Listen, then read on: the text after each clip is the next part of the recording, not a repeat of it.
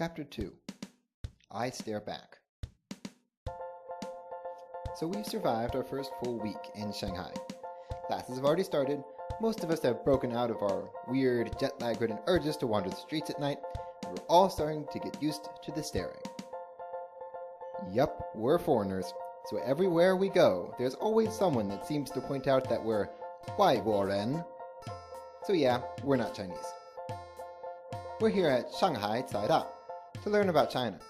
But are we here to learn about the Chinese, or to learn how to become Chinese? As part of the program, all of us received Chinese roommates who will be staying with us throughout the semester.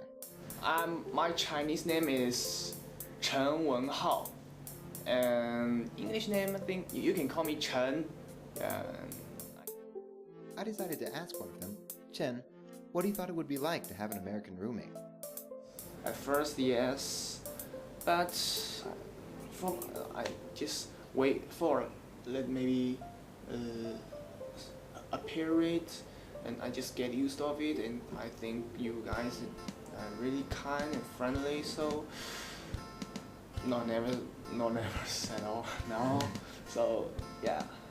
In addition, I asked him about stereotypes he thought Americans have of Chinese people. After I've seen my first roommate, not having another one. He thought he think our Chinese like all can do kung fu thing, you know.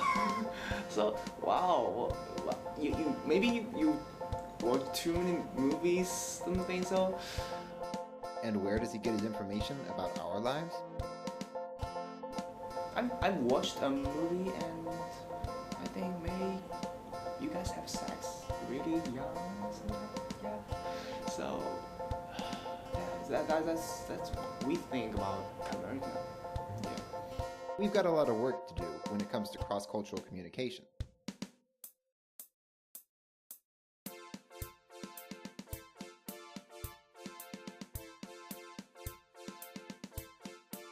Hi, I'm Taya Liebeck. I am a Norwegian, and I currently go to school in the University of Denver in Colorado, and my major is international business with a minor in economics. As a Norwegian, with no prior knowledge of Chinese language, her experience here is a bit different from mine, especially in terms of communication. It's difficult. I mean, it's a lot of, you try to kind of remember words that you've learned some words so far. But it's definitely, you kind of do hand gestures and try to speak in English, but if they don't understand, then they don't. You're just hoping that they would know some English, but if they don't, then it's pretty difficult. So. Even with these challenges, she's trying her best to find her place in Chinese culture. It'd be a little difficult, but I mean, if you show that you're trying to learn words, trying to learn Chinese, I think they appreciate that, and if the person speaks English, a little bit of English, but it's not that good of an English, then you just have to show that you're patient and try to speak them very clearly and slowly, and I think they appreciate that, and also maybe try to learn them some English too, or have them learn me some Chinese. So. As an Asian American, Johnny is obviously going to have a much different experience than Taya.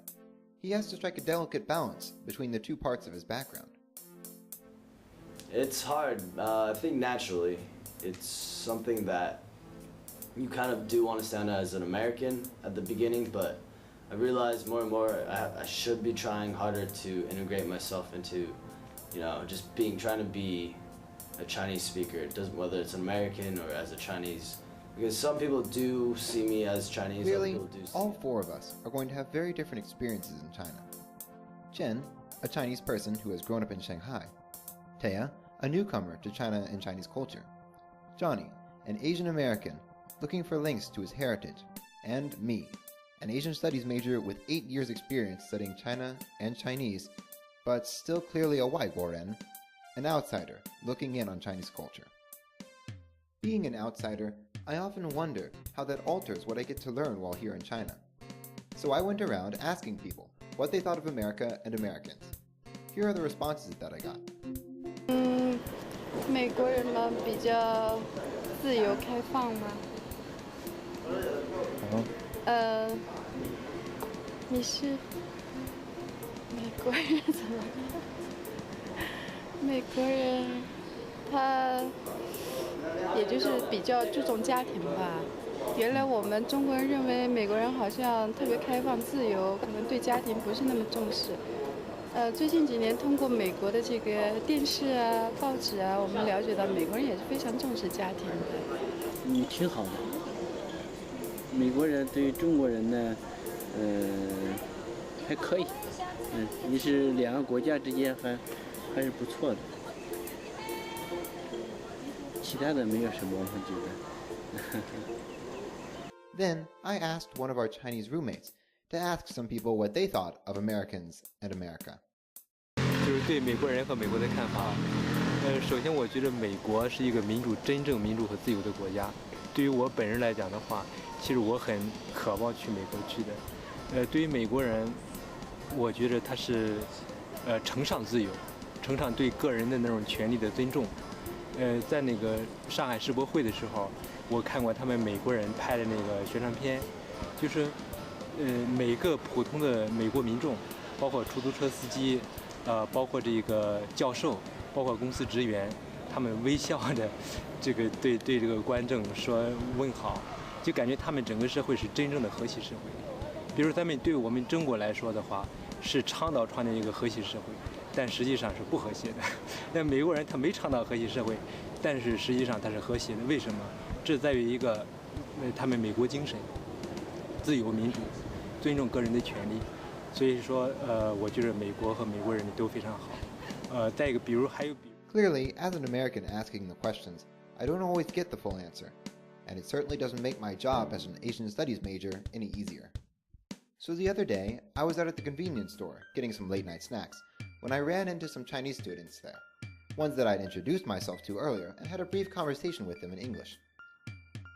Then they were talking in Chinese, and I wasn't paying very close attention to what they were saying until one of them said one word, 老外. It's a term that's used to describe hapless foreigners, those who can't fend for themselves and need a tour guide to guide them wherever they go. Suppose he was saying something not quite so flattering because the other student said, in Chinese, "Hey man, don't say that, he might understand you." To which the first Chinese student replied, "No, probably not. Here, let me show you." "Lao Wai," he belted again.